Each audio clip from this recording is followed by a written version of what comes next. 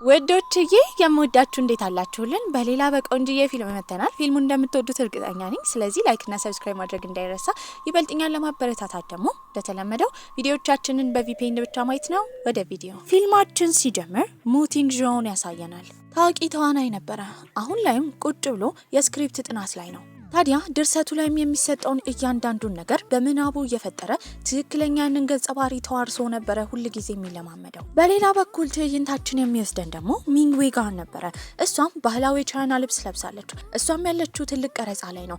እሷም ቁጭ ብላ ባህላዊ የቻይና መሳሪያ እየተጫወተች ነበረ። በዚህም ጎበዝ ናት። ልክ ቀረጻው እንዳበቃ ደግሞ ሌላ ስራ ስለነበራት እየሮጠች ነበር የሄደችውም ጣሊያንኛ አስተርጓሚ ስለነበረች ነው። እዛ በምትደርስበት ጊዜ ግን ሰዎቹን ለማውራት ስትቀርብ የለበሰችው ባህላዊ ልብስ ነው። ከዛ በተጨማሪ የምትተረጉመው ደግሞ ለቲንግዣው ነበረ። ነገር ግን ቲንግዣው እጅግ በጣም ጎበዝ ቋንቋ ተናጋሪ ስለሆነ ቋንቋውን በደንብ ስለቻለው ያን ያህል ጥቅም እንደሌላት ነበር የተረዳችው። ነገር ግን እሱን በተዋናይነት ታውቀው ነበረ። መጽሐፏንም ይዛ በመሄድ እንዲፈርምላት ነበር የጠየቀችው። በጣም ኮስታራ ነበረ። እንደማይፈርምም ይነግራታል። አብሮትም ሾዣው የተባለው ተላላኪው ነበረ። ከተላላኪነት ባሻገር ጓደኛሞች ናቸው። ታዲያ እንዳጋጣሚ ሆነው ኢንቨስተሩንና ዋንግ ይንጊንግ የተባለች ጀማሪ ተዋናይን ያገኛሉ።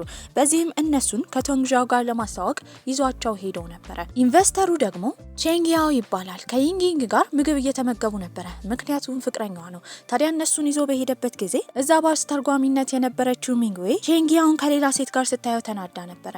እሷ ላይ እየማገጠባት ነው። እሱን ፍቅረኛዋ ነበረ። ይህን በምታይበት ጊዜ ትናደዳለች። ታዲያ እሱን ለማውራት ነበር የጠራችው። እያደረገ ያለው ነገር ልክ እንዳልሆነና እሷ ላይ መደረብ እንዳልነበረበት። ሲጀምርም እሱ እጅግ በጣም ሀብታም ስለሆነ እሷ ደግሞ ደሃን ስለሆነች ግንኙነታቸው እንደማይዘልቅ ታውቋት እንደነበረ ትናገራለች። ከዛ ግንኙነታቸውን አብቅታ ከወጣች በኋላ ውጭ ሆና ስቅስቅ ብላ እያለቀሰች ነበረ። እነ ቲንግዣውም ስራቸውን ጨርሰው በወጡበት ጊዜ ሲያዩት ስላዘኑላት ቲንግዣው ሄዶ መሐረብ ነበር የሰጣት። ይበልጥ እሷን ለማበረታታትም ከዚህ ቀደም አልፈርምም ያላት መጽሐፍ ላይ ከፈረመ በኋላ አንድ ላይ ፎቶ ሾዣው አንስቷቸው ነበረ። ቤት በምትመለስበት ጊዜ ሼንግዣውን በሯ ላይ ነበር ያገኘችው። ታዲያ እሱም ይቅርታ ይጠይቃታል። ለይንጊንግ ምንም ስሜት እንደሌለውና ከእሷ ጋር መሆን እንደሚፈልግ እየነገራት ነበረ። እሷ ግን እምቢ ብላ ጥላ ትሄዳለች። ያኔ እጇን ይዛታል። በመቅስፈት ግን የመጣችው ታናሽ እህቷ ነበረች። በዚህም ሰውየውን በእርግጫ ነበር የመታችው። ከእህቷ ሚንካው ጋርም ወደ ውስጥ ይገባሉ። ታዲያ ሚንግዌ ቁጭ ብላ ሳለ አዲስ ተዋናይ እንድትሆን የሚጠይቅ መልእክት ነበር የተላከላት። መሪ ተዋናይ መሆን የድሮ ፍላጎቷ ነበረ። በዚህም ለመተወን አላመነታችም ነበር። እህቷም ካበረታታቻት በኋላ የልምምድ ቀረጻው ላይ ትሄዳለች። እዛም በጣም የምትችለውም ቻይናዊ መሳሪያ እየተጫወተች ሰዎቹን ማስደመም ችላ ነበረ። ታዲያ እዛ ላይ ደግሞ ወንድ መሪ ገጸ ባህሪ የሚሆነው ቲንግዣው ነበረ። እሷም ከተመረጠች በኋላ ልምምድ ያደርጋሉ። የመጀመሪያ ቀረጻ ላይ ግን በጣም ፈርታ ነበረ። በዚህም ዳይሬክተሩ ይጮህባት ጀመረ። ልትባረር እንደሆነ ተረድታለች። በዚህ መሀል ግን ቲንግዣው ዳይሬክተሩን ሄዶ በማናገር የመጀመሪያዋ ስለሆነ እንዲረዳት ነበር የጠየቀው። እሷም ብቻዋን ቁጭ ብላ ምግብ እየተመገበች ነበረ። ያኔ የመጣው ቼንግዣንግ የሚባል ልጅ ነበረ። እሱም ተዋናይ ነበረ። በዚህም ቀርቦ ያበረታታታል። ቁጭ ብለው ምግብ እንዲበሉ ጥያቄ አቅርበውላት ነበረ። ከሩቅ ሆኖ ምግብ ሲመገብ የነበረው ቲንግዣው ግን ሁለቱን አንድ ላይ ሲያቸው ያን ያህል ደስተኛ አልነበረም። በቀጣይ ቀንም እሷ ለልምምድ ሆቴሉ ስለሚያድሩ እሱ ክፍል በመሄድ በማንኳኳት ጎበዝ ተዋናይ ለመሆን የሚረዳትን ምክር እንዲሰጣት ነበር የጠየቀችው። እሱም ማድረግ ያለባትና የሌለባትን በደንብ ነግሯት ነበረ።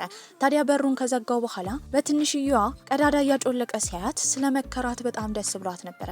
ታዲያ በቀጣይ ቀን በሱ ምክር አማካኝነት በቆንጆ ሁኔታ ነበር የታወነችው። ቀናቶች ባለፉ ቁጥር ቼንግዣን ከተባለው ተዋናይ ጋር እሷ እየተቀራረበች ነው። ቲንግዣውም ከተላላኪው ሻውዣ ጋር ሆኖ የነሱ ግንኙነት ምን ሊሆን እንደሚችል እያወሩ ነበረ። ቲንግዣው ግን የፍቅር ግንኙነት የሚጠላ አይነት ወንድ ስለሆነ ምንም ግድ እንደማይሰጠው ይናገራል። ቀናቶች ባለፈው ቁጥር ትወናቸው ላይ በጣም ጎበዝ እየሆኑ ቅርርባቸውን በጣም ቆንጆና እውነት ፍቅረኛሞች ይመስሉ ነበረ።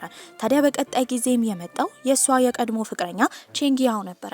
በዚህም እዛ ፊልም ላይ ኢንቨስት የሚያደርገው ገንዘብ የሚሰጠው እሱ ነበረ።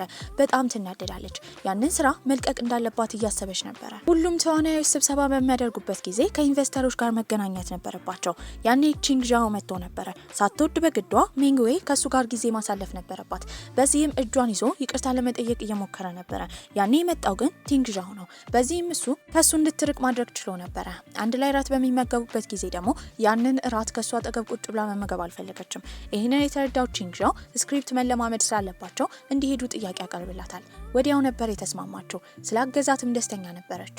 በቀጣይ ጊዜ እሷ ትወናዋ ላይ ትኩረት ማድረግ ከብዷት ነበረ። የቀድሞ ፍቅረኛዋን ስለጠላችሁ እሱ ብር ኢንቨስት የሚያደርግበት ፊልም ላይ ደግሞ መስራት አልፈለገችም። በዚህም ልታቋርጥ አስባ ቼንጊያውን ለማግኘት ትሄዳለች። እሱ ግን የቀጠራት ቦታ በአበባን ቆጥቁጦ ነበር የጠበቃት። በዚህም ይቅርታ እንድታደርግለት እየጠየቃት ነበረ። እሷ ግን ፊልሙን ሁላ እንደማትሰራ እዚህ ፊልም ላይ እንድትሰራ ለዳይሬክተሩ መንገድ ያመቻቸላት እሱ እንደሆነ እንደምታውቅ የእሱን እገዛ ተጠቅማ ስኬታማ መሆን ስለማትፈልግ ይቅርታ ጠይቃው ነበር የወጣችው። አዝና መንገድ ላይ እየተራመደች የተገናኘችው ከቲንግዣው ጋርና ከሾጃው ጋር ነበረ። ታዲያ እሷም ለሾጃው ምክንያቷን እየተናገረች ነው። በዚህም ስታሳውቀው የነበረው በቀድሞ ፍቅረኛው አማካኝነት ይህንን የስራ እድል ስላገኘች መስራት እንደማትፈልግ ነበረ። እሱ ግን ለዳይሬክተሩ ተናግሮ መንገድ ያመቻቸላት ቼንጊያው እንዳልሆነ ባይሆን ቲንግዣው እንደሆነና በሱ እርዳታ እዚህ እንደደረሰች ነበር የነገራት። በዚህም በደስታ ቲንግዣውን ታቅፈዋለች። ከቀናቶች በኋላ ስራቸው ላይ እያተኮሩ ነው። ታዲያ ዳይሬክተሩም አዲስ ትዕይንት ሊጨምር እንደሆነ ይናገራል። ይህም መሬቷን ያጁ መሳሳም ነበረባቸው። ከዚህ ቀደም ቲንግዣው የሰራቸው ፊልም ላይ እንዳለ ሴትን መሳም እንደማይፈልግ ተናግሮ ነበረ።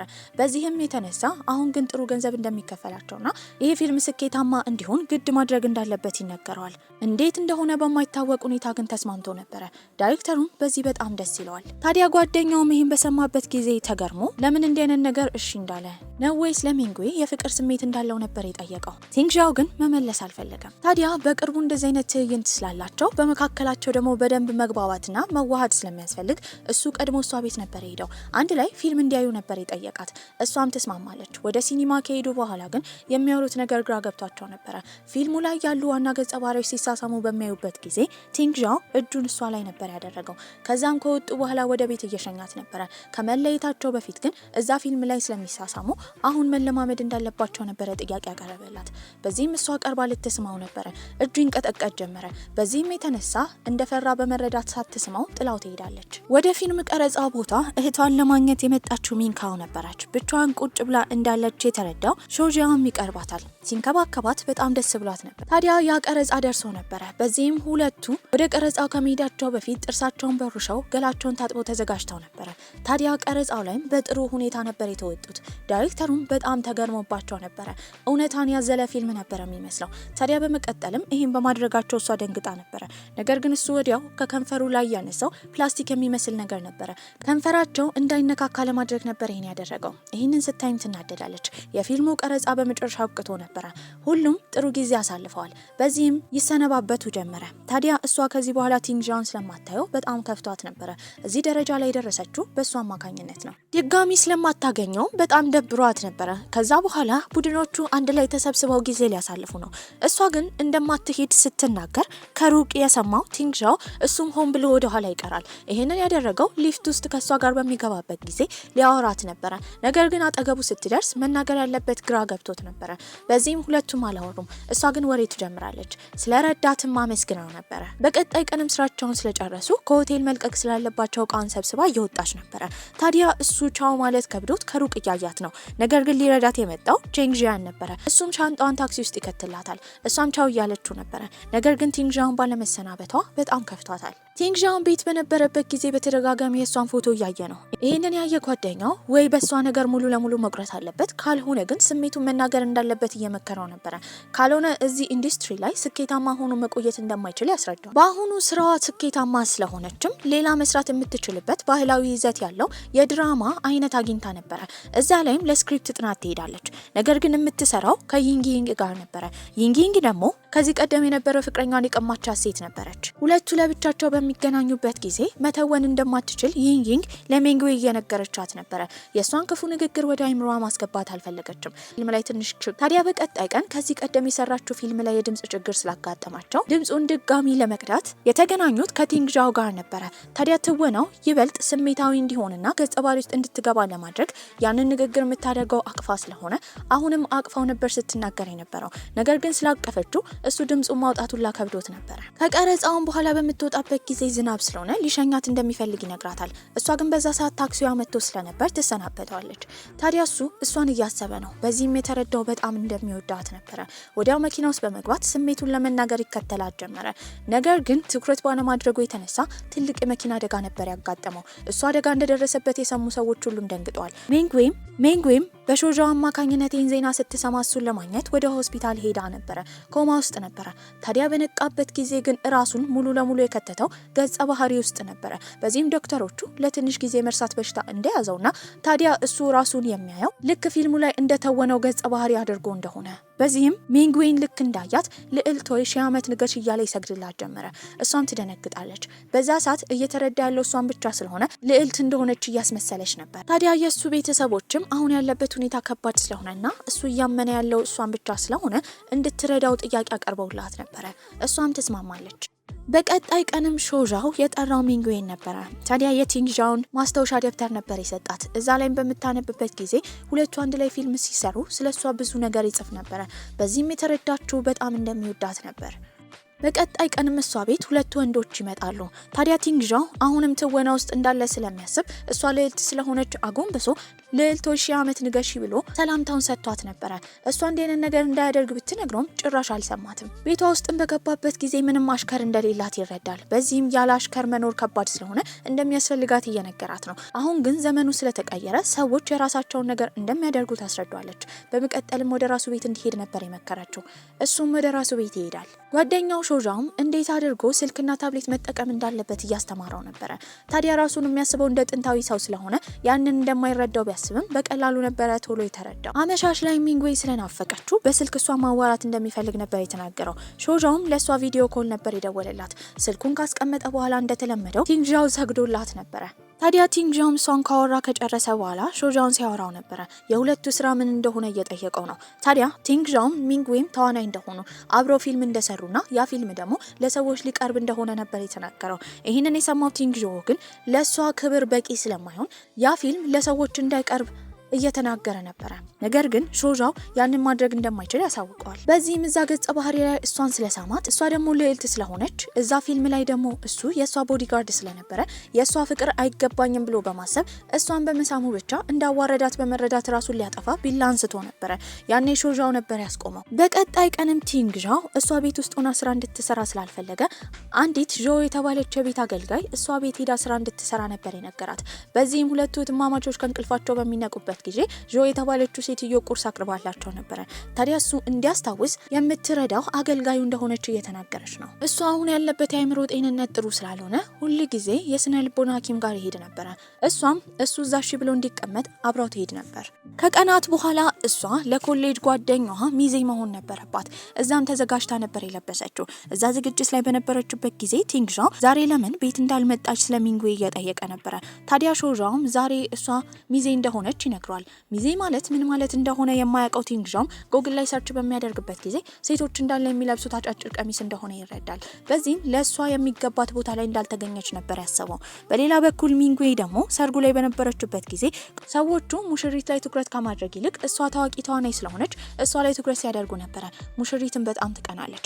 በዚህም ሚንጉዌን ወደ መድረክ ነበር የጠራቻት። ታዲያ እሷን የሚፈልጉ ወንዶች እንዳለ እጃቸውን እንዲያወጡ፣ ምክንያቱም እሷ ፍቅረኛ እንደሌላት ስለ እሷ እየተናገረች ነው። ያኔ ወንዶቹ እንዳለ እየመጡ ቁጥር ላይ እየለጠፉ እያስቸገሯት ነበረ። በዚህ ሰዓት በጣም ፈርታ ነበረ። የመጣውም ቲንግዣው ነው። ሰዎቹንም አንድ ባንድ ከደበደባቸው በኋላ ልብሷ ሰውነቷን የሚያሳይ ስለሆነ በጨርቅ በመጠቅለል ነበረ ከዛ ይዟት የወጣው። መኪና ውስጥ እያሉ ራሱ ያንን ጨርቅ ሊፈታላት ፍቃደኛ አልነበረም። ምክንያቱም ማንም ወንድ የሰውን ሰውነት ማየት ይገባዋል ብሎ አያስብም ነበረ። እሱ ከዛ ቦታ ይዟት ሲወጣ ብዙ ጋዜጠኞች አይተዋቸው ነበረ። እሱ ብቻ ሳይሆን ብዙ ሰዎች ፎቶ ፖስት አድርጓል። በዚህም ስለ ሁለቱ ግንኙነት ይወራ ጀመረ። የእሷ ቤተሰቦችም የሚወራውን ዜና ከሰሙ በኋላ ስለሷ በጣም ስለተጨነቁ ደውለውላት ነበረ። እሷም እንዳይጨነቁና ነገሩን ራሷ እንደምትፈታው ትናገራለች። እሷ ላይ ብዙ ወሬ እየተወራባት ስለሆነ የሱ ቤተሰቦችና ሾጃው አንድ ላይ በመሆን ጋዜጣዊ መግለጫ እየሰጡ ነበረ። በዚህም ልጃቸው ስለታመመ እሷ የድሮ ትውስታውን እንዲያስታውስ እየረዳችው እንጂ በመካከላቸው ግንኙነት እንደሌለ በደንብ አስረድተው ነበር። ታዲያ ቲንግዣውን ቤት መቀመጥ አልፈለገም። እሷ ማየት ስለፈለገ ቀጥታ ቤቷ ነበር ሄደው። ቤቷን ካዘጋጀላት በኋላ ምግብ ይሰራል። በዚህም ሌሎቹ ቆመው እንደሚያዩትና እሷ ልዕልት ስለሆነች ብቻዋን ቁጭ ብላ እንድትመገብ ነበር የነገራት። እሷ ግን በዚህ ጊዜ ዘመኑ ስለተሻሻለ እንዲህ አይነት ነገር ስለሌለ እህቷንና ሾጃውን አብራቸው እንዲበሉ ነበር ጥያቄ ያቀረበችላቸው። በመቀጠልም ያላት ልብሶች እንዳላጫጭር ስለሆኑ ልብስ ሊገዛላት ይዟት ነበር ሄደው ቆንጆ ልብሶች ይገዛላታል። ታዲያ እሱ ከመኪናው ውስጥ ልብሱን እስኪያወርድ ድረስ እሷ ወደ ቤት እየገባች እያለ የቀድሞ ፍቅረኛዋ ቼንጊያው ሊያገኛት መጥቶ ነበር። ሁለቱ በሚያወሩበት ሰዓት ያለመመቸት ስሜት ተሰምቷታል። ታዲያ ከሌላ ወንድ ጋር ስታወራ ያለው ቲንግዣው በጣም ስለተናደደ ቼንያውን ከመሬት ነበር የደባለቀው። ታዲያ በሌላ በኩል እህቷ ሚንካው ደግሞ የገመድ ላይ ዮጋ ትሰራ ነበር። በዛ ሰዓት ግን አብሯ ሲሰራ የነበረው ሰውዬ ባልተገባ መልኩ እየተመለከታት እየነካት ነበር። ሰውነቷን ሲነካትም እጁን ትጠመዝዟለች። ታዲያ እሱም ፖሊስ ጣቢያ ሄዶ እንደሚከሳትና አካላዊ ጉዳት እንዳደረሰችበት እየተናገረ ነበር። ያኔ ሊረዳት የመጣው ሾዣው ነበር። በዚህም ልጁን ያስፈራራው ጀመረ። ያደረገው ነገር በካሜራ እንደተቀረጸና ለፖሊስ ከቀረበ ብዙ ጊዜ እንደሚታሰር፣ ታዲያ እሷ ላይ ሊያነሳ ያሰበውን ክስ እንዲያቆም ነበር የነገረው። እሷም ስላገዛት በደስታ ታመሰግነዋለች። ታዲያ ሾዣውና ቲንግዣው አንድ ቤት ውስጥ ቢኖሩም አሁን ግን ሚንጉሄ አብራው እንድትኖር ቲንግዣው ጥያቄ ስላቀረበላት ሌላ ወንድ ደግሞ እዛ ቤት ውስጥ እንዲኖር ስለማይፈልግ የልብ ጓደኛው ሼዣውን ከቤት እንዲወጣ አድርጎት ነበር። እሱም ምንም ማድረግ ስለማይችል በጓደኛው ቢናደድም እሺ ብሎ ይወጣል። በቀጣይ ቀን የምትሰራው ፊልም ስላላት እዛ ላይ የስክሪፕት ጥናት ነበራት። ስትጨርስም ውጪ እሱ እየጠበቃት ነበረ። ታዲያ ወደ ቤትም ይወስዳታል። ቤትም በጣም ብዙ አገልጋዮች ባህላዊ ልብስ ለብሰው ነበረ ሲጠብቋት የነበረው። ወደ ራሷ ክፍልም ነበረ ያስገባት። ክፍሉ ልክ ልዕልት እንደምትተኛበት ክፍል በጣም ያማረና ያበበ ነበረ። ባህላዊውን የቻይና መሳሪያ ማስቀምጦላታል። እሷም ቁጭ ብላ ትጫወትለት ጀመረ። ታዲያ በቀጣይ ቀን ከዛ ቤት በምትወጣበት ጊዜ ያገኘችው ሾዣውን ነበረ። ታዲያ እህቷ ስለናፈቀቻት ለሷ ስጦታ እንዲሰጥላት ነበር የጠየቀችው። እሱም እሺ ብሎ የሰጠው ለሚንካው ነበር። ታዲያ ሚንካውም የነበረችው ከሾዣው ጋር ነበረ። በዚህም አባቷ ወደዚህ ሀገር እንደመጣና ሚንጉዌን ለማግኘት ወደ ቲንግዣው ቤት እየሄደ እንደሆነ ትሰማለች። ታዲያ አባትየውን በሄደበት ጊዜ ማንነቱን የማያውቀው ቲንግዣው ይደባደበው ጀመረ። አባትየው ካራቴ ላይ በጣም ጎበዝ ነበረ። ታዲያ ሁለቱን ወንዶች ካገላገሉ በኋላ ቁጭ ብለው ያወሩ ጀመረ። ታዲያ የእሱ አባት እንደሆነ ሲያቅም ቲንግዣው የጥፋተኝነት ስሜት ይሰማል። አባትየውንም ለማውራት ወደ አንድ ክፍል ወስዶት ነበረ። እዛ የተቀመጡት ሶስቱም ምን ያወሩ ይሆን ብለው ተጨንቋል።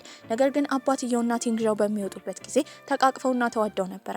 ይባስ ብለውም አባትየው ቲንግዣውን እንድታገባ ለሚንጉዌ ጥያቄ አቅርቦላት ነበር። በቀጣይ ቀን ሚንካው ቤት በነበረችበት ጊዜ መብራት ይጠፋል። ታዲያ ቤቷን መብራት መጠገን በጣም ከብዷት ነበር። በዚህም ቶሎ የደወለችው ለሾዣው ነው። እሱ በመጣበት ጊዜ ቦታውን በሻማ ሞልታው ነበር። ታዲያ እሱም ኤሌክትሪኩን ለመስራት ይጠጋታል። እሷም ለማየት በምትጠጋበት ጊዜ ሰውነታቸው ስለተቀራረበ ሁለቱም ደንግጠው ነበር። በመጨረሻም መብራቱን ይጠግንላታል። ተሰናብቷትም ይሄዳል። ታዲያ በቀጣይ ቀን ኤጀንሲዎችን ለማግኘት ሚንጉዌ እየሄደች ነበረ። አዲስ የፊልም ስክሪፕት ለመቀበል ነው። እዛ ያገኘችው ከዚህ ቀደም አብሯ ሲተውን የነበረው ቼንግዣንን ነበረ። እጅግ በጣም ብዙ ገንዘብ የሚከፍሉትን ሰዎች እምቢ ብሎ ከእሷ ጋር ለመተወን ወደዚህ እንደመጣ ይናገራል። ፊልሙ ላይም እሱ መሪ ተዋናይ ነበረ። ታዲያ እነሱ ሊተውኑ በነበሩበት ቀረጻ ላይ የመጣው የእሷ ቦዲጋርድ ነኝ ብሎ ቲንግዣው ነበረ። ከወንድ ጋር ሲያያት ግን ደስተኛ አልነበረም። ቼንግዣንግም ከዚህ ቀደም ስለሚያውቀው ሰላም ሊለው ሲል እሱን እንደማያውቀው ነበረ ቲንግዣው ሲሆን የነበረው። በሌላ በኩል ሚንካው ደግሞ እንደተለመደው የገመዱን ዮጋ እየተለማመደች እያለ አብሯት ለመስራት የመጣው ሾዣው ነበረ። እሱንም እያለማመደችው ነው። በዛ ሰዓት ሲቀራረቡ ልቡ እየመታ ነበረ። ነገር ግን ለራሱ ሲናገር የነበረው የሚንጉዌ እህት እንደሆነች፣ ሚንጉዌ ደግሞ እንደ እህቱ ስለሚያከብራት እሷንም እንደ እህቱ ማክበር እንዳለበት ነበር የተረዳው። ታዲያ ትወናው ላይም ሚንጉዌ ከሼንዣንግ ጋር መሳሳም ነበረባት። ያንን ትዕይንት ማየት ያልፈለገው ቲንግዣው ከቀረጻው መሀል ገብቶ እሷን ይዟት ነበር የወጣው። ታዲያ ከዛም ይዞት የሄደው ጓደኛው ሾዣው ነበረ።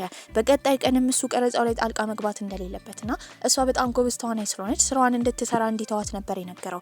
በዚህ መሀል ግን ቲንግዣው የተረዳው እሷን በጣም እንደሚያፈቅራት ነበረ። በቀጣይ ጊዜም ትዕይንቱ ላይ ስትሰራ በቀረጻ መሀል በጣም እንደታመመች ያስታውቅ ነበረ። ቦታው በዝናብ የተሞላ ስለሆነ እንደታመመች የተረዳው ቲንግዣው እሷንም በጣም ስለወደዳት ቤት በነበረችበት ጊዜ ተንበርክኮ ያግቢን ጥያቄ ነበር የጠየቃት። እሷ ግን እምቢ ትላለች። ለሱ የፍቅር ስሜት ቢኖራትም ትክክለኛ ማንነቷን የማይ እንጂ እሷ እንደ ልዕልት ታይቶ ሊያገባት የሚፈልግ ሰው እንደማትፈልግ ነበር የተናገረች። በቀጣይ ጊዜ ፈረስ ላይ ሆና ቀረጻ ነበራት። ታዲያ ግን እሱ አብሬሽ ካልጋለብኩ ብሎ አብሯት ተቀላቅሏት ነበረ። ታዲያ ፈረሱ ይፈረጥጥና ሁለቱም ወደ መሬት ነበር የወደቁት። በዚህ መሀል ግን እሱ ጭንቅላቱን ተመቶ ነበረ። ወዲያው የተወሰደውም ወደ ሆስፒታል ነው። ታዲያ እንዲነቃ እየጸለዩ ነው። ቢያስታውስ ሁሉም ምኞታቸው ነበረ። ነገር ግን ሚንጉዌ ካስታወሰ እሷ ሙሉ ለሙሉ አልፈልግሽም ስለሚላትና አሁን አብራ የመሆን እድል ስላገኘች ያ እድል ሊጠፋ ስለሚችል ባያስታውሳት ደስታዋ ነበረ። ነገር ግን እሱ ራሱን ከሳተበት በነቃበት ጊዜ ልዕልቴ ብሎ ነበር ሲጠራት የነበረው። እሷም ከሆስፒታል ደህና እንዲሆን ሁሌ አብራው ነበረች። በቀጣይ ጊዜም ወደ ቀረጻ ለመሄድ ልብሷን ትለባብሳለች። ወደ ቀረጻውም ትሄዳለች። ለትንሽ ጊዜም ሾዣው የእሷ ተላላኪ ሆኖ ነበረ። ታዲያ ቲንግዣው ሆስፒታል በነበረበት ጊዜ ሊያየው የመጣው ሼንጂያንግ ነበረ። በዚህም ለእሱ አበባ ይዞለታል። ሲነግረው የነበረው እሱ ሚንጉዌን እንደሚወዳት። ታዲያ አሁን ቲንግዣው አይምሮን ስለረሳ ብቻ ከሷ ጋር እንደሆነ ምናልባት ሲያስታውስ እንዳትጎዳ ከሷ መራቅ እንዳለበት እየነገረው ነበር። ታዲያ ከሆስፒታል ከወጣ በኋላ እሷ ወደምትተውንበት ስፍራ ነበር ሄደው ምግብ ይዞላት መጥቶ ነበር። ለአንዴና ለመጨረሻ ድጋሚ እንደሚወዳትና ሊያገባት እንደሚፈልግ ቲንግዣው እየነገራት ነው። እሷ ግን ፈገግ ብቻ ነበር ያለችው፣ ምክንያቱም ካስታወሰ እንደሚተዋት እርግጠኛ ነበረች። ታዲያ አንድ ቀን እሱ ቤት በነበረችበት ጊዜ ስሜቷን መቆጣጠር ስለከበዳት እንደምትወደው ነበር የነገረችው። ለመጨረሻ ጊዜም እንዲስማት ፈቅዳለች ነበረ። ለመጀመሪያ ጊዜ የምትስማው ወንድ እሱ እንዲሆን ነበር የፈለገችው። ታዲያ በቀጣይ ቀን ትዕይንቱ ላይ ቼንዣንግን መሳም ነበረባት። በዚህም አልከበዳትም ነበረ። ታዲያ ከቀረጻው በኋላ ስትፈልግ የነበረው ቲንግዣውን ነው። ሌላ ወንድ ስትስም ማየት ስላልፈለገ ተደብቆ ነበር። አዲስ ዓመትም ስለደረሰ ሚንካው ሾዣው አብሯት እንዲያከብር ነበር የጠየቀችው። እሱም ልክ እንደ እህት ስለሚያያት ተስማምቶ ነበር። በሌላ በኩል ቲንግዣው ደግሞ ሚንጉዌን በጣም ይንከባከባታል። ከሳማት በኋላ ግን ይቅርታ ጠይቋት ነበረ፣ ምክንያቱም በጣም ስለሚያደንቃት ለሷ የማይገባት ያህል ነበር የሚሰማው። በሌላ በኩል አዲስ ዓመት ሊገባ ስለሆነ ኢቭን ሚንካውና ሾዣው አንድ ላይ ነበር ያከበሩት። በቀጣይ ቀን ሚንካው ያንን ፎቶ ፖስት አድርጋ ስለነበረ ሚንጉዌ የጠየቀችው ሾዣውን ከእህቷ ጋር ያለውን ግንኙነት ነበረ። ታዲያ ሾዣው ግን እንደ ጓደኛና እንደ እህት ብቻ እንደሚያያት ነበር የተናገረው። ታዲያ በቀጣይ ቀንም ሚንጉዌን ለማገዝ ቲንግዣው ቀረጻ ቦታ ሄዶ ነበረ። ያኔ አንዲት ሴት ትመጣለች። የመጣችውም ከሾዣው ጋር ነበረ። ልጅቷም ጥብቅ አድርጋ ታቅፏለች። እሱ ግን ደንግጦ እንደማያውቃት በመናገር ገፍትሯት ነበረ። ልጅቷም ሾሊን ነበረች። ታዲያ የሾዣው ታናሽ እህት ነበረች። ድሮ አንድ ላይ በሚያድጉበት ጊዜ ከቲንግዣው ጋር በጣም የተቀራረበች ሴት ነበረች። እሱ ግን አሁን ጭራሽ አያስታውሳትም። ቤትም በነበሩበት ጊዜ ሾሊን ቀድማ ሄዳ ምግብ አዘጋጅታላቸው ነበረ። ነገር ግን ይህንን ያየው ቲንግዣው ሌላ ሴት ምግብ እንድታዘጋጅለት እንደማይፈልግ ይናገራል። ስለረሳ ምንም ማድረግ ያልቻለችው ሾሊን ሚንጉዌን ነበረ ለማናገር ያሰበችው። ይኸውልሽ እኔና እሱ ተቀራርበን ያደግ ነው፣ በጣም እንጓደድ ነበረ። አሁን እንደረሳ አውቃለሁ። አንቺ ግን ልዕልት እንደሆንሽ ማስመሰልሽ ማቆም አለብሽ፣ ምክንያቱም የድሮውን እንዳያስታውስ እያደረግሽው ነው። የጥፋተኝነት ስሜት የተሰማትም ሚንጉዌ ሾዣውን ታናግረዋለች። ታዲያ እሷ ልክ እንደ ልዕልት ማስመሰሏ ጥፋት እንዳልሆነ ሹሊን ያለችውን ነገር ደግሞ ወደ አይምሯ እንዳታስገባ ነበር የመከራት። በቀጣይ ቀንም ሱሊን የእሱ ቤተሰቦች ጋር ከሄደች በኋላ እሱ እንዲያስታውስ እንደምትረዳውና እሷ ጋር እንዲቆይ ነበር ጥያቄ ያቀረበችው፣ ወይም እሷ እሱ ቤት እንድትቆይ ፈልጋ ነበረ። ይህንን የሰማው ቲንግዣው ግን እምቢ ይላል። በአሁኑ ሰዓት የሚያምነው ሚንጉዌን ብቻ ነበረ። እሷ ግን ከቀረበችው በኋላ እንዲያስታውስ እስኪረዳው ዘንድ ሱሊንን መቅረብ እንዳለበት ትመክረዋለች። ታዲያ እሱም እሺ ይላል። በቀጣይ ቀንም ሱሊን ሁለቱን አንድ ላይ ይዛቸው የሄደችው ቲንግዣው ፊልም ከመስራት ባሻገር መጽሐፍ ማንበብ ስለሚወድ የሚወደው ላይብራሪ ነበረ። ከዛም ከወጡ በኋላ ኬክ ለመብላት ይቀመጣሉ። ያኔ ለሱሊን አንድ ኬክ ቲንግዣው አንስቶ ሰጥቷት ነበረ። ያን ኬክ በጣም ስለምትወደው ያስታወሰ መስሏት ነበር። ይህንን ነገር አጠገባቸው ቁጭ ብላ ሚንጉዌ እያየች ነበረ። ሱሊን ስለ ቲንግዣው በደንብ እንደምታውቅ ታስታውቃለች። ታዲያ ሱሊንና ቲንግዣው አንድ ላይ ጊዜ እያሳለፉ ነበረ። ያን ቀን ማታ ሚንጉዌ መጠጥ እየጠጣች ነው። በእርግጠኝነት እሱ ካስታወሰ የምታፈቅረውን ሰው ልታጣ እንደሆነ እየተናገረች ነበረ። እህቷም እሷ ስለተጎዳችና እያለቀሰች ስለሆነ በጣም ከፍቷታል። እሷም ሰክራ እዛ ቤት ስለነበረች እሷን ወደ እሱ ቤት ለመውሰድ ቲንግዣው ይመጣል። በዚህም አዝሏት ነበረ። ታዲያ በሰከረችበት ጊዜ ስታወራ የነበረው አሁን እሷና ሱሊን ከተቀራረቡና የድሮውን ካስታወሰ እንዳይረሳት እንደፈራች ትነግረዋለች። ይህንን ንግግር ሲሰማም ስለ ቀናች በጣም ደስ ብሎት ነበር። ታዲያ በቀጣይ ቀንም ወደ ቤት ስትመለስ ቦታው በሻማ አንቆጥቁጦ ነበረ። በዚህም ተንበርክኮ የአግቢን ጥያቄ ቲንግዣው ይጠይቃታል። እሷም እሺ ብላ ነበር ያገባችው። በዚህም ለትንሽ ጊዜ ከሰዎች ለመራቅ ስላሰቡ ስልካቸውን ትተው ወደ አንድ ቦታ ይሄዳሉ። እዛም ከሄዱ በኋላ ጥሩ ጊዜ እያሳለፉ እየተጫወቱ ምግብ እየተመገቡ ነበረ። በሌላ በኩል ሾዣውና ሚንካው እንዲሁም ሱሊን እነሱን ስላላገኟቸው በጣም ተጨንቀው ነበረ። የቻሉበት ቦታ እየፈለጓቸው ነው። ታዲያ ያገኟቸው ከ3 ቀን በኋላ ነበረ። ሾዣውም ቲንግዣውን ባገኘው ጊዜ በጣም ተናዶበታል። ራስ ወዳድ እንደሆነና ስለሌላ ሰው እንደማያስብ። ታዲያ ሁለቱ አንድ ላይ እንደሆኑ ቀድመው መናገር እንዳለባቸው በንዴትና በቁጣ እየተናገረ ነበር። ታዲያ ሚንጉዌም አሁን ያለችበት ሁኔታ ልክ እንዳልሆነ ነበር የተረዳችው። ቀረጻዋን ከጨረሰች በኋላ የሄደችው ቶንግዣው ጋር ነበረ። የሰጣትን እቃዎች እንዳለ ትመልስለታለች፣ አግቢም ብሎ የሰጣትን ቀለበት ጨምሮ። ታዲያ እሷም አሁን ያሉበት ነገር ምናባዊ ፈጠራ እንደሆነ በእርግጠኝነት ሲያስታውስ ስለሚተዋት ካሁኑ ማብቃት እንዳለባቸው ትነግረዋለች። ታዲያ በቀጣይ ቀንም እቃዋን ሰብስባ ከሱ ቤት ወጣ ነበረ። እህትየው ሚን ስታይ በጣም አዝናለች። ታዲያ ሚን ካም ለሾዣው ነበር የደወለችለት። ለሱ የፍቅር ስሜት ስላላት ልክ እንደ እህቷ ልቧ እንዲሰበር እንደማትፈልግ ትነግረዋለች። አንድ ቀን ላይ ሚንካው ሾዣውን ወደ ካፌ እንዲገናኙ ነበር የጠየቀችው። ታዲያ ስሜቷንም በዘፈን ለመግለጽ ስላሰበች መድረክ ላይ ወጣ ልትዘፍን ስትል ነገሩ ቀድሞ የገባው ሾዣው ተነስቶ ነበር የወጣው። ታዲያ በጣም አዝና ነበረ። በቀጣይ ጊዜ ብትፈልገው ልታገኘው አልቻለችም። በዚህም ስለሱ ለመጠየቅ ቲንግዣው ጋር ነበር ሄደችው። ቲንግዣው በስልኩ ለሱ ይደውላል። ታዲያ እሷን ድምጽ የሰማው ሾዣውን በጣም ይናደዳል። ከህይወቱ እንድትወጣና አብሯት መሆን እንደማይፈልግ ነበር የነገራት። ያኔ ልቧ ተሰብሮ ነበር። ታዲያ እሷም እሱ ወደሚያዘወትርበት ካፌ ነበር ሄደችው። ያን ቀን በጣም ቆንጆ ሆና ነበረ። አንድ ወንድም እሷን ለመቅረብ እየሞከረ ነው። ይሄንን ከሩቅ ያየው ሾዣው በጣም ይናደዳል። ልጁ ጋርም ሄዶ በቦክስ ነበር የመታው። ለሷ ብሎ እንደዛ ስላደረገን በጣም ደስ ብሏት ነበረ።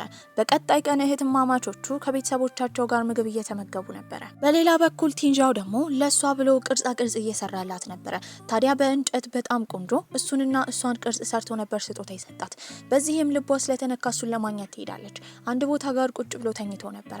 በዚህም እጁን ስታይ ደግሞ ቆሳስሎ ነበር። ስለተለያዩ ራሱን ጥሎም ስለነበረ ጺሙን በመላጨት ነበር የረዳችው። ሚንካው ግን አሁንም ሾዣ ሙሉ ለሙሉ ከሷ ጋር ስላልሆነ ባር ውስጥ እየተዝናናች ነበረ። እየጨፈረች በነበረበት ጊዜ አስተናጋጁ ይሄን ስላየ ቪዲዮ ቀርጾ የላከው ለሾዣው ነበረ። ሾዣው መጥቶ አብራት የነበረውን ወንድ ከገፈተረ በኋላ ከዛ ይዟት ይሄዳል። እሷ ግን በጣም ጠጥታ ነበር። ሌሊቱን ሙሉ አይኗን እያየ ነበረ። ታዲያ በቀጣይ ቀን በነቃችበት ጊዜ ምንም ሳይናገር ነበር የሳማት። ፍቅሯንም እንደተቀበለ ነበር የተረዳችው። በሌላ በኩል ቲንግዣው ደግሞ የሄደው የሚንጉይ ቤተሰቦች ጋር ነበረ። እነሱ እንዲቀበሉት ለማድረግ እየሞከረ ነው። በጣም ሩህሩህ እንዲሁም አሳቢ ስለሆነ ቤተሰቦቿ እንደ ልጃቸው ባል ነበር የተቀበሉት። እሷም የልጅነት ክፍሏን እያሳየችው ነበረ። በዛ ሰዓት አንድ መጽሐፍ ያገኛል። ያንን መጽሐፍ ባየበት ጊዜ ግን ትውስታው እየተመለሰ ነበረ። እነሱ ሊጋቡ ስለሆነ ሪፖርተሮች ይሄንን ነገር ሰምተው ነበረ። ታዲያ የሱ ቤተሰቦችም ይሄንን ሲሰሙ ደስተኛ አልነበሩም። ወደ ቤት በሚሄዱበት ጊዜ አባቱ ሁለቱ እንዲጋቡ እንደማይፈቅድ እየተናገረ ነው። እሱ ግን አሻፈረኝ ይላል። በዚህ ንዴትም አባትየው በጥፊ ነበር የመታው። ታዲያ ስማቸው እንዳይጠፋና ስራቸው ላይ ችግር እንዳይፈጠር የእነሱ ሁለት ማናጀሮች ምን ማድረግ እንዳለባቸው እየተወያዩ ነበረ። በዚህም እነሱ እምቢ ስላሉ ግድ ሰርጉ መሰረግ ነበረበት። ታዲያ በቀጣይ ጊዜ ፊርማ ለመፈራረም መዘጋጃ ቤት እሷ እየጠበቀችው ነበረ። ብትጠብቀው ግን አልመጣም ነበረ። ያኔ የመጣው ሾዣው ነው። ራሱን ስቶ ሆስፒታል እንደገባ ነበር የነገራት። በዚህም ቲንግዣውን ለማየት ነበር የሄደችው። ታዲያ እሱ ራሱን ከሳተበት በሚነቃበት ጊዜ ግን በደስታ ስታቅፈው ጭራሽ አላወቃትም ነበረ። ባይሆን ግን ሱሊን ስታቅፈው መልሶ አቅፏታል። እሱ ያስታወሰው የድሮ ህይወቱን ቢሆንም ከሚንጉዌ ጋር የነበረውን ህይወቱን እንዳለ ረስቶ ነበረ። ይህንን ስትሰማ ልቧ ይሰበራል። ታዲያ ሁለቱ መኪና ውስጥ በነበሩበት ጊዜ ታዲያ እነ ቲንግዣው ሚንጉዌን ወደ ቤት እየሸኘዋት ነበረ። እሷ መኪና ውስጥ ብትሆንም ልክ እንደማያውቃት ሰው ነበረ ሲሆን የነበረው። ከዚህ ቀደም ስለነሱ የነበራቸውን ግንኙነት ለማሳየትም ሾዣው ቪዲዮ ለቲንግዣው ቢያሳየውም እሱ ግን ጭራሽ አያስታውስም ነበረ። ቤት በነበረበት ጊዜ ደግሞ ቤቱ ለሰርግ አሸብርቆ ነበረ። ታዲያ ያንን ሳይ በጣም ይናደዳል። እሷን ጭራሽ እንደማያውቃትና እንደማይወዳት ደግሞ ሾዣው ይህንን ነገር ሲያደርግ ቆሞ ማየቱ ጥፋተኛ እንደሆነ ቲንግዣው እየተናገረ ነበረ። ሚንጉዌም ይህንን ስትሰማ ታዝናለች። እሱም ከቀረባት በኋላ እስከዛሬ ስለረዳቸው ያመሰግናትና ለእስከዛሬው ግን ገንዘብ ሊከፍላት እንደሚፈልግ ነበር የነገራት። እሷም በጣም ትናደዳለች። እንደማትፈልገው ነበር የተናገረችው። እንደማስጠንቀቂያም ስልኳን ከስልኩ ላይ እንዲያጠፋ ነበር የነገረችው። እሷ ከሄደች በኋላ እስከዛሬ ስለሷ ሶሻል ሚዲያ ላይ ፖስት ያደረገውን እንዲሁም ስልክ ቁጥሯን እንዳላጠፋፍቶ ነበረ። ከዛም በኋላ ልክ እንደማያውቃት ሰው ነበር የሆነው። ለሩጫ እንኳን መንገድ ላይ ሲገናኙ ጥሏት ነበር የሚያልፈው። ታዲያ በቀጣይ ጊዜም ወደ ቤት ይጠራታል። ገንዘቡን እንደማትፈልግ ነግራው ነበረ። ነገር ግን እቃዋን እንድትወስድ ነበር የነገራት። እቃውን መውሰድ አልፈልግም፣ ከዚህ በኋላ ለኔ ትርጉም የለውም። ታዲያ በቀጣይ ጊዜ እሱና ሱሊን አንድ ላይ መንገድ እየተራመዱ እያለ ጋዜጠኞች ነበር የከበቧቸው።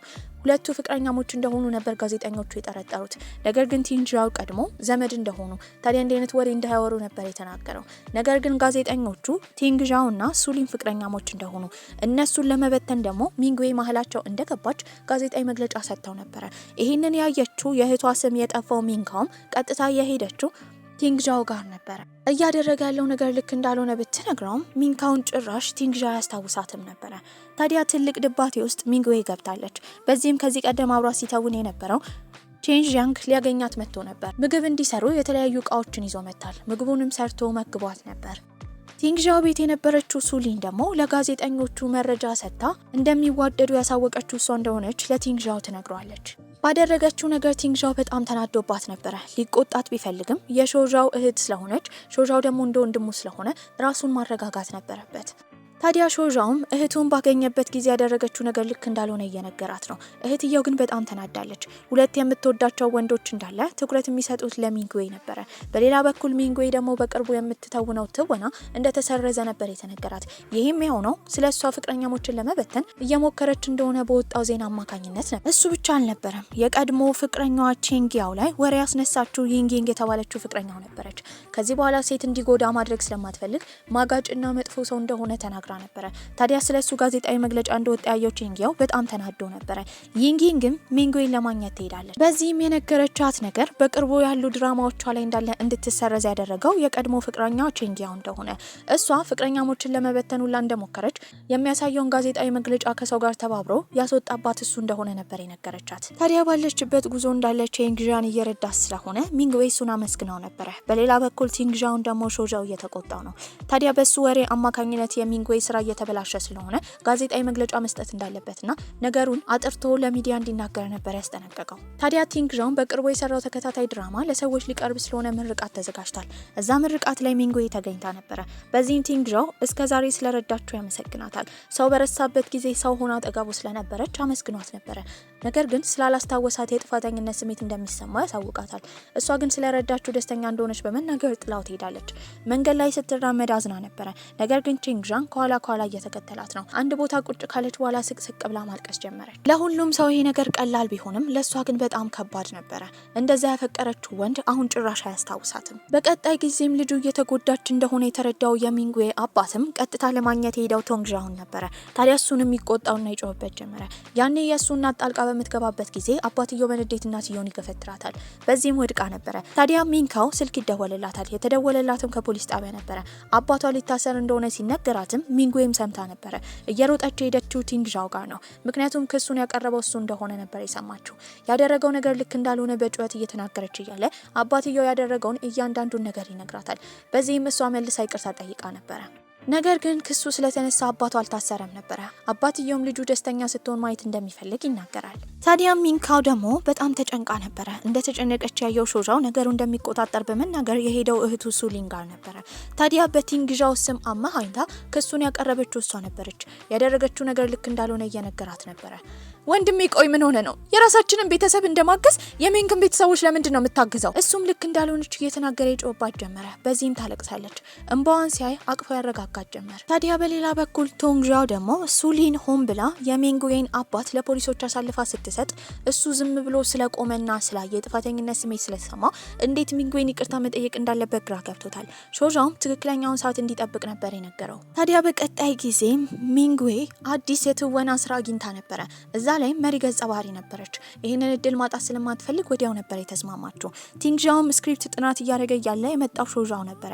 በዚህም በቅርቡ የተሰጠውን አዲስ ድራማ መተው እንዳለበት፣ ምክንያቱም እዛ ላይ ዋና ሴት ገጸ ባህሪ የሆነችው ሚንግዌ እንደሆነች ይናገራል። እሱ ግን ያንን ገጸ ባህሪ መስራት እንደሚፈልግና ከድራማው እንደማይወጣ ነበር የመለሰው። ከሾዣውም ይህንን ወሬ የሰማችው ሚንካው ቀጥታ እህቷ ጋር በመሄድ በቅርቡ የተቀበለችው ስራ ላይ ዋና ወንድ ገጸ ባህሪ የሚሆነው ቲንግዣው እንደሆነ ትነግራታለች። ታዲያ ከሱ ጋር መስራት ስለማትፈልግም በቀጣይ ቀን ከማናጀሯ ጋር በመሄድ ዋና ዳይሬክተሩን መሪ ተዋናይ መሆን እንደማትፈልግ፣ ታዲያ ይህን ኮንትራት በማፍረሷ የምትቀጣውን ገንዘብ ለመክፈል ዝግጁ እንደሆነች ትናገራለች። ነገር ግን ሰውየው ሲናገር የነበረው ቲንግዣው ቀድሞ ሚንግዌ ድራማውን አልሰራም ብላ ኮንትራቱን የምታፈርስ ከሆነ የእሷን የቅጣት ገንዘብ ለመክፈል እንደተስማማ ነበር የተነገራት። በመቀጠልም ቲንግዣውን በማግኘት እሷ ኮንትራቱን እምቢ ካለችና ካፈረሰች የሚጠበቅባትን ቅጣት ለመክፈል የተስማማው ለምን እንደሆነ፣ ድራማውን አልሰራም ያለችው በሱ ምክንያት እንዳልሆነ እየነገረችው ነበረ። እሱ ግን ምንም ችግር እንደሌለው፣ ነገር ግን ገና ጀማሪ አክተር ስለሆነች ስራዋን በአግባቡ መስራት እንዳለባት፣ የስራ ህይወቷን መለየት እንዳለባት ነበር የነገራት። በዚህም ነገር ተነሳሳ ለማናጀሯ ስራውን መስራት እንደምትፈልግ ነበር የተናገረችው። በቀጣይ ቀንም ቲንግዣው ምግብ እየተመገበ በነበረበት ጊዜ አብሮት ሲመገቡ የነበረው ሾዣውና ሱሊን ነበሩ። በዚህም እሱ ሲያይ የነበረው ኢንተርቪው ነበረ። ቃለ መጠይቅ የሚደረግላት ሚንግዌ ነበረች። የቀናችው ሱሊንም ስልኩን ከቀማችሁ በኋላ ምግቡ ላይ እንዲያተኩር ነበር የነገረችው። እሱም እሺ ካለ በኋላ ግን መልሶ ስልኩን ይከፍተዋል። ሚንግዌ ስለሱ ምን እንደምትናገር ማወቅ ፈልጎ ነበረ። ታዲያ በቀጣይ ቀን ስክሪፕት ማንበብ ነበረባቸው። እዛም እሷን ሲያገኛት ልክ እንደ ጓደኛዋ ለመሆን እየሞከረ ነበር። በቻለችው መጠን ግን ልትርቀው እየሞከረች ነው። እንደ ድንገት ግን ሊያስመልሳት ነበር። እየሮጠች ሆዷን እንደታመመች በማሰብም መድኃኒት ይዞላት ነበር የመጣው። በዛ ሰዓት ግን ስልክ እያወራች ነው። አወራሯ እርጉዝ እንደሆነች የሚያሳስብ አይነት ንግግር ስለነበረ በጣም ስለተጨነቀ ለጓደኛው ሾዣው በመናገር መረር ያሉ ምግቦች እንዲዘጋጅላት አዞ ነበር። ታዲያ ቤት ሆኖ ግን እርጉዝ ትሁን አትሁን በጣም ተጨንቆ ነበር። ሾዣውም ሲናገር የነበረው በቀጣይ ቀን የሚንካው ቤተሰቦችን ለማግኘት አባቱን ይዞ ሊሄድ እንደሆነ ነበር። ይህንን የሰማው ቲንግጃው ቆንጆ ወይን እንደ ስጦታ ይዞ እንዲሄድ እየመከረው ነበር። ቤተሰቦቻቸውንም ለማገናኘት በደረሱበት ጊዜ የሾዣው አባት የሚንካውን እናት ባየበት ሰዓት ሁለቱም ይደነግጣሉ። እናትየውም ሁለቱ አንድ ላይ እንደማይሆኑ ተናግራ ጥላ ነበር ሄደችው። አባቱንም ቁጭ አድርጎ ሲጠይቀው የነበረው ምን እንደተፈጠረ ነበር። ታዲያ አባትየው ሲናገር የነበረው ከዚህ ቀደም ከሚንካው እናት ጋር የፍቅር ግንኙነት እንደነበረው፣ ታዲያ ግን የሱ ቤተሰቦች በጣም ሀብታም ስለሆኑ ግንኙነታቸውን እንዳልፈቀዱ፣ ነገር ግን የተለያዩት እናትየው እርጉዝ ሆና እንደሆነ፣ በዚህም የእናትየው የመጀመሪያ ልጅ ሚንጉዌ የሾዣው እህት እንደሆነች እሷን ለማፈላለግ በጣም ሲሞክር እንደነበረና አሁን በመጨረሻ እንዳገኛት ይናገራል። ይህንን ዜና የሰማው ሾዣውም መጀመሪያ ያሰበው ሚንካውን ነበረ። ታዲያ የእሷ እህት ሚንጉዌ በግማሽ በኩል የምትገናኘው እህቱ እስከሆነች ድረስ እሱ ከሚንካው ጋር መሆን እንደማይችል ነበር የተረዳው። ታዲያ ሚንካው ስታገኘው ግን ለሷ እውነታውን አልተናገረም ነበረ። በመቀጠልም የሷን እናት ነበር ያገኛት። ሁሉን ነገር ካስረዳት በኋላ አባትየው በቻለው መጠን እሷን ለመፈለግ እንደሞከረና ነገሩን ማጥራት እንዳለባቸው ይነግራታል። የነ ሚንካው ቤተሰቦችም ሁለት እህትማማቾችን ከጠሩ በኋላ ምግብ እየተመገቡ መራቅ ያለባቸው ከሱ ቤተሰቦች እንደሆኑ፣ ምክንያቱም እነሱ በጣም ሀብታም ስለሆኑ ልባቸው መሰበሩ እንደማይቀር እየነገሯቸው ነበረ። በዚህ ነገር ግን ሚንካው አልተስማማችም። ሾዣውን ስለምትወደው ከሱ መራቅ እንደማትፈልግ ተናግራ ምሳውን አቋርጣ ተነስታ ትሄዳለች። ሾዣውንም ለማግኘት ሁሌ ወደሚያዘወትርበት ባር ከሄደች በኋላ ግን እሱ ከሴት ጋር ነበረ። ታዲያ ሰክሯል። ከሴት ጋር የፍቅር ግንኙነት መጀመር እንደማይፈልግና እሱ የአንድ ቀን ነገር እንደሚፈልግ ነበር ይነገራት። በዚህም ልቧ ይሰበራል። ታዲያ እየጠጣች በነበረበት ጊዜ እህቷ ትመጣለች። ለእህቷም የተሰበረ ልቧን እየገለጸችላት ነበረ። በቀጣይ ቀን ለቀረጻ ወደ ሆቴል መሄድ ስለነበረባት እህቷን ይዛ ነበር የሄደችው። ያኔ ደግሞ ቲንግዣውና ሾዣው ነበር የመጡት። ልክ ሰላም ሊሏቸው ሲሉ ግን ሁለቱ ሴቶች ሳያናግሯቸው ነበረ ጥለዋቸው የሄዱት። በቀጣይ ቀን ሚንጉዌ ሾዣውን ባገኘችበት ጊዜ እህቷን ስለጎዳ ተናዳ እየተናገረችው ነበረ። ያኔ የመጣው የሱ አባት ነበረ። ልጄ ነሽ ብሎ ለሚንጉዌ ከመናገሩ በፊት ግን ሾዣው እየጎተተ ከዛ ይዞት ይሄዳል። ታዲያ በቀጣይ ቀንም እሷን ይቀጥራታል። ታዲያ አባትየው ለሚንጉዌ ልጄ ነሽ ብሎ ባይነግራትም አድናቂዋ እንደሆነ በመናገር ውድ ስጦታ ነበር የሰጣት። እሷ ግን ያንን ስጦታ እንደማትፈልግ ትናገራለች። ታዲያ አባቷን ከሚንጉዌ ጋር ቁጭ ብሎ ያየችው ሱሊንም በንዴት ትጮህ ጀመረ። ታዲያ ካልደበደብኳት ስትል አባትየው ጎትቶ ይወስዳታል። በዚህም አንድ እውነታ ነበር የነገራት። ይህም ሁለቱ እህትማማቾች እንደሆኑ ነበረ። በዚህ ነገር የተናደደችው ሱሊንም መጀመሪያ ፍቅረኛዋ እንደቀማቻት አሁን ደግሞ አባቷን ልትቀማት እንደሆነ በማሰብም እሷ የስክሪፕት ጥናት ላይ በነበረ በት ጊዜ ሚንጉዌን ሄዳ በጥፊ ከመታቻት በኋላ ያልተፈለገች ልጅ እንደሆነች ነበር የነገረቻት። ሚንጉዌም እውነታውን ስትሰማ ልቧ ተሰብሮ ነበረ። ቀጥታ ያሳደጋት አባቷ ጋርም በመሄድ እሱ ብቻ አባቷ እንደሆነ በማልቀስ ትናገራለች። እሷንም ማረጋግተው ልክ እንደ ቤተሰብ ደስተኛ ሆነው ነበረ። በቀጣይ ቀንም ሚንካውና ሾዣው ሲገናኙ የሚንጉዌ ወንድም እስከሆነ ድረስ ከዚህ በኋላ ወንድም እያለች እንደምትጠራው ሚንካው ለሾዣው ነግራው ነበር። ሚንጉዌንም በቀጣይ ቀን ሾዣው ያገኛት በአባቱና በሱ ስም ይቅርታ ይጠይቃታል። እሷ ግን ችግር እንደሌለው ነበር የተናገረችው። በቀጣይ ቀን ቀረጻ ላይ በነበረችበት ጊዜ ወንድ ቁጭ ብላ ስታወራ ግን እየሰረቀ ቲንግጃው ያያት ነበረ። ከሰው ጋር ስትቀራረብ አሁን በጣም እየቀና ነው። ያሳለፉትን ነገር ባያስታውስም አሁን ግን ድጋሚ እየወደዳት ነበረ። ታዲያ ሱሊን ደግሞ በአባቷ በጣም ተናዳ ነበረ። በተደጋጋሚ ሚንጉዌን እየሰደበቻት ነው። ከልክ በምታልፍበት ጊዜ አባትየው በጥፊ ይመታታል። ከመታት በኋላ ግን ወዲያው ልቡን ነበር የያዘው። ራሱን ይስታል፣ ወደ ሆስፒታልም ይገባል። በዚህም ሾዣው ይህንን ዜና በሰማበት ጊዜ ደንግጦ ነበረ። ይህንን ዜና ደግሞ ከሱ የሰማችው ሚንካው ቀጥታ ሄዳ ለሚንጉዌ ትነግራታለች። ሚንጉዌም ስለወለዳት አባቷ ተጨንቃ ነበረ። ሾዣውም ወደ ሆስፒታል በሚሄድበት ጊዜ አባቱ ጥሩ ሁኔታ ላይ ነበረ።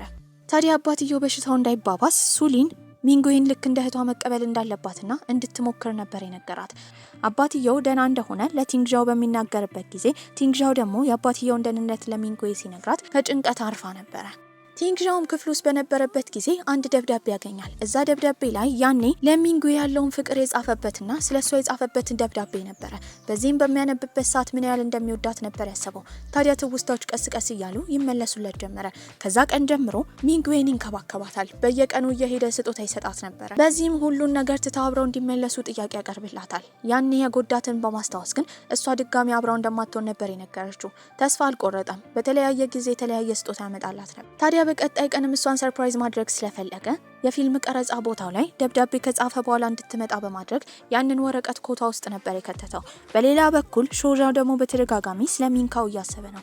አሁንም እንደሚወዳትና እንደሚያፈቅራት ነበር የተረዳው። ታዲያ ሰርፕራይዙን ለማዘጋጀት ሁለት ወንዶች አንድ ላይ ነበሩ። ያዘጋጁትም ርችት እንዲፈነዳና በመብራት እንዲያጌጥ ነበረ። በዛ ሰዓትም የሴት ድምጽ ይሰማሉ። ወዲያው ርችቱን ነበር ያፈነዱት።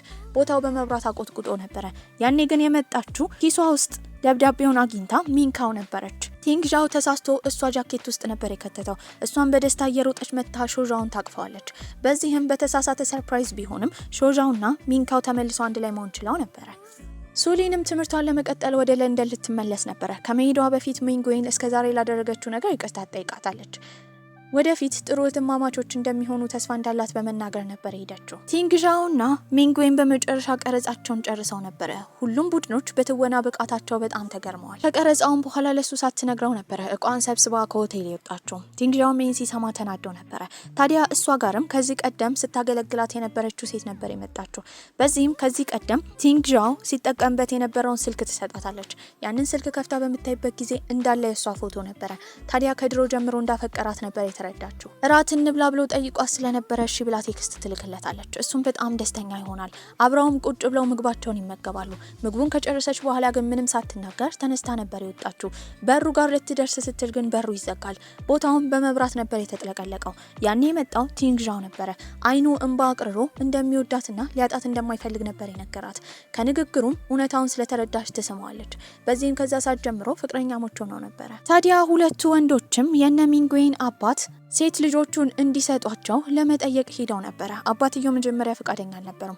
በመቀጠል ግን ወይን እንደያዙ ባዩበት ሰዓት አባትየው ሁለቱን ወደ ውስጥ ያስገባቸዋል። አንድ ላይ እየጠጡ አባትየው ስክር ነበር ያሉት። በዚህም አባትየውን ቪዲዮ ከቀረጹት በኋላ ያንን ቪዲዮ ለሚስቱ እንደሚያሳዩ ካልሆነ ግን ልጆቻቸውን ለነሱ መስጠት እንዳለባቸው ነበር ሲያስፈራራቸው የነበረው። አባትየው ያንን ቪዲዮ ሚስቱ እንድታይ ባይፈልግም ነገር ግን እነዛ ፊት ለፊቱ የተቀመጡት ሁለት ወንዶች ለልጆቹ በጣም የሚያስቡና ጥሩ ወንዶች እንደሆኑ ስለሚያውቁ ፍቃድ ሰጥተዋቸው ነበር። በቀጣይ ጊዜም ሾዣው ሚንጉዌ ጋር ከሄደ በኋላ የሱ አባት እሷን ልክ እንደ ልጅ ስለሚያያት አሁን ለመታከም ደግሞ ወደ ለንደን ስለሚሄድ መሰናበት እንዳለባት ይነግራታል።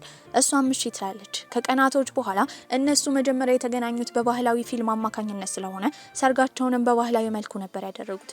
በዚህም በብዙ ሰዎች ተከበው ሰርጋቸው በተሳካ ሁኔታ አብቅቶ ነበረ። በዚህም በቆንጆ አስተላለቅ ፊልማችን እዚህ ላይ አብቅቷል። ደህና ቆዩልኝ።